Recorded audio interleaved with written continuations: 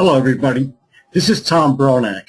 Today I'm going to talk to you about, I'm going to provide you, with an overview on using dashboards to support the infrastructure. The infrastructure dashboard looks more like this. From the executive dashboard, you can connect to the infrastructure dashboard or the systems development lifecycle dashboard or the recovery dashboard or the compliance dashboard. Today we're just going to follow this path here and see what happens. Infrastructure is made up of four components: acquisition of resources, the redeployment of resources, the termination of resources, and the infrastructure team that is used to support these operations.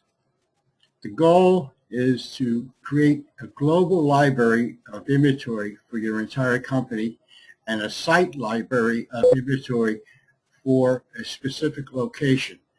That would be configuration management, and this would be inventory management. When acquisition occurs, resources are required. An engineer would recommend the type of resource that's required. A search would be done to identify and select the resource that's best suited for the application. The resource is ordered, it's delivered and installed by the infrastructure group, and then it's added to the inventory and the configuration.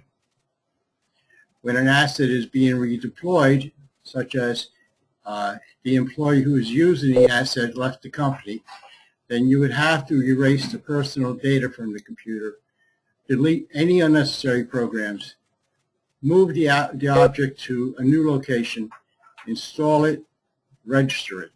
That would be updating the inventories for both the company and the configuration. When a piece of equipment is terminated, it has to be erased to the Department of Defense data erasure standards. It can be donated or sold, and you can upgrade the registration.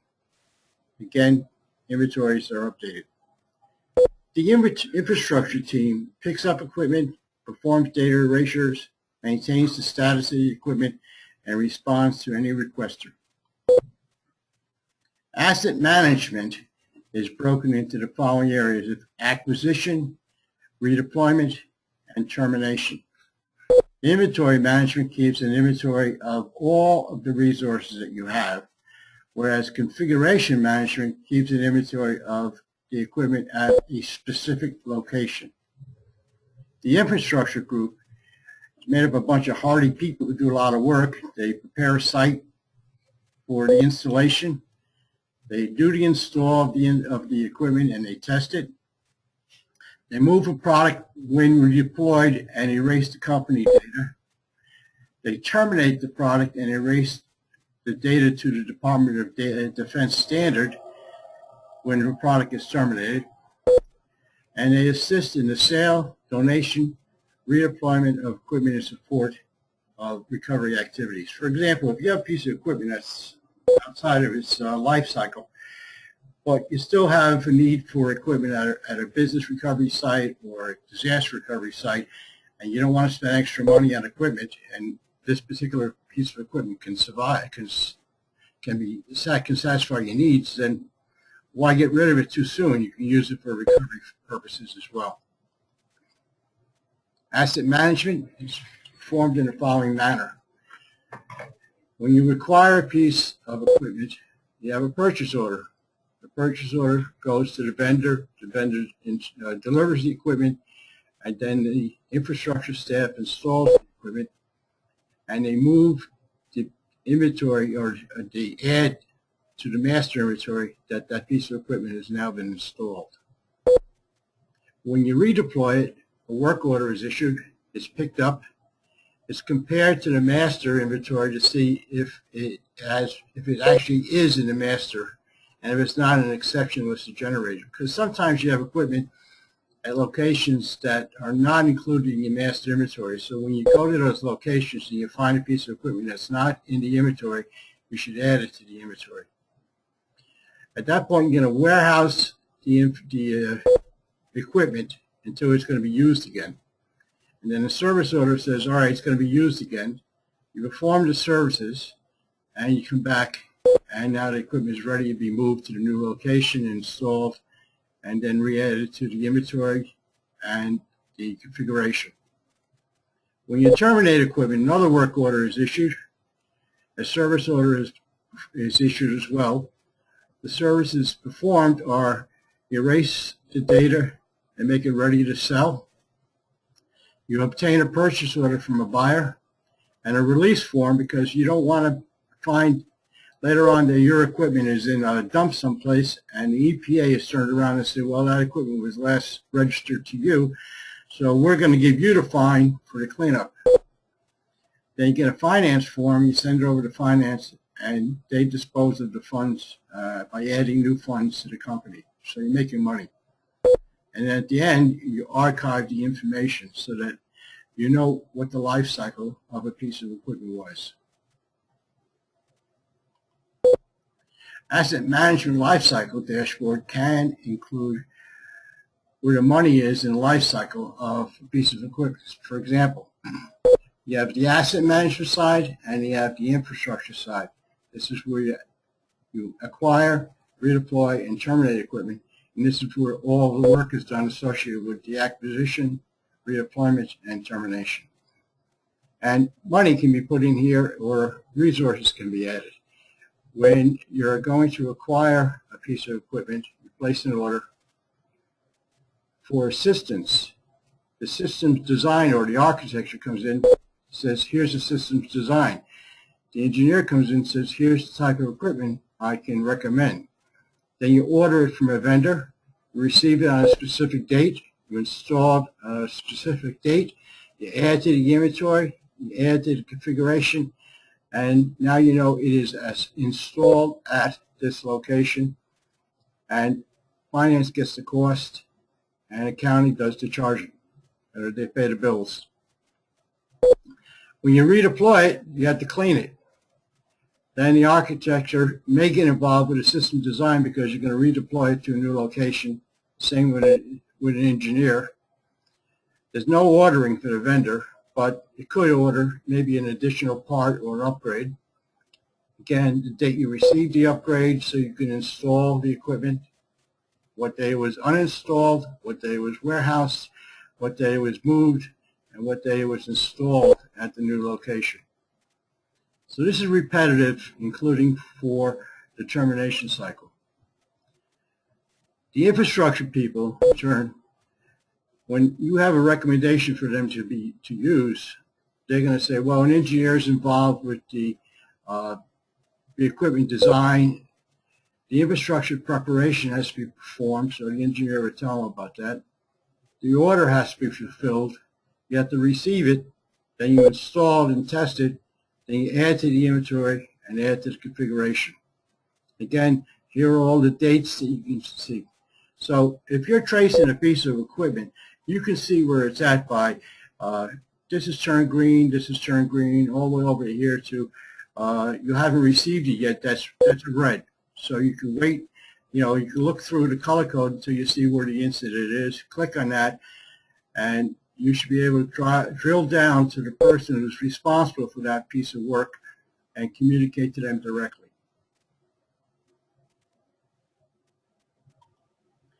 Now, at any point in time, there are a number of assets being acquired, redeployed, terminated, and there's a bunch of people from the infrastructure staff that are always involved with this. How you can calculate the cost is how many projects are there in total, how many are active, how many are pending, what's the number of people involved, what's their hourly cost, how many hours do they normally work for each item. Then you have a total hours worked. So you have 12 people, or 16 projects times 6 people, or you get the number of hours, the total number of hours, 16 times 12, and then you add it up, and here's your expenses. If it's 75% complete, it means that out of the 16 projects, 12 are done, 4 are still remaining. So you can see the completion process there. When these numbers change, this chart will change as well. The systems management organization is put in place to provide these services, and we're talking about the specific services and the resource management side. You have service level agreements and contracts, so you have to adhere to the time requirements in that for recovery point, recovery time, and so forth. The asset and inventory people have to do all the work to get the asset in place. Then the configuration is updated and the inventory is updated. Capacity is performed against that, so when it first comes in, you have a capacity report, and then you have a performance report saying how is the resource being used. Other parts of the system management and control organization are the systems development lifecycle for development, maintenance, testing, quality assurance, production acceptance, and production operations. On the recovery side, you have the business continuity management, who are, this is the executive management responsible for making sure the business can survive an outage and that the outages are not too long. You have security management over the information technology environment, the data, and the physical environment where people have to have workplace safety and violence prevention. You have closed cable TV and stuff like that, so you get evidence. You have vital records management to safeguard and protect data. And you have network management to turn, safeguard, and protect data traveling over the network. Then you have business recovery for the business locations, disaster recovery for the IT locations, and risk management to make sure you're in compliance.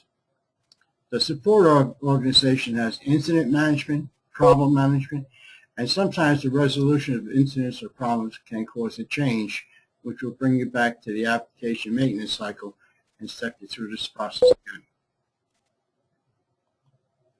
The system development lifecycle looks like this. When doing testing, the end user comes in and he says, I have an application whose business purpose is, there's business data inside the application. Here's the people who own the data. Here's the sensitivity of the data. Here's the criticality of it. Sensitivity is used for access controls or security. Criticality is used for vital records management and recovery and backup. So the restrictions are placed on it. Backup recovery is done. But the application goes through its life cycle.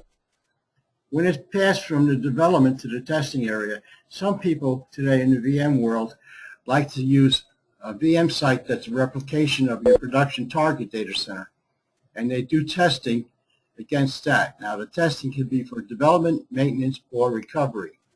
And whatever testing you do, the outcome of that test, the data reports, so is added to the information so that when it goes to quality assurance, we have the fact that it was tested against the target environment and that it was recovery tested against the target environment, and the tests were successful. Then in production, they do version and release management here to make sure all the documentation is tied together at the same version and release as well. Security, production acceptance is setting up the production environment so that production environment can run the application successfully. And the people in the production environment do backups on a daily basis or a weekly basis to a vault. The vault can sometimes pass their data onto a recovery site through tapes or other mechanisms. You can have real-time backup, which is as the job ends, the data is then backed up to the disaster recovery site. Or you can have synchronized data through recovery point application. When end users also supply an application for development, they're also going to say how critical the application is, which would mean I may need a business recovery facility so I can have my staff leave the original location and go to a business recovery site where chairs, supplies, and computer equipment are provided. And they can actually run their business from there because that business recovery facility would be supported by the production data center. Workflow goes through in the following manner. And you can see the type of work that's being performed by each group as it's going through. As work is passed through the system development lifecycle, It's initiated by a work order from the user, whose name is, division, and so on like that.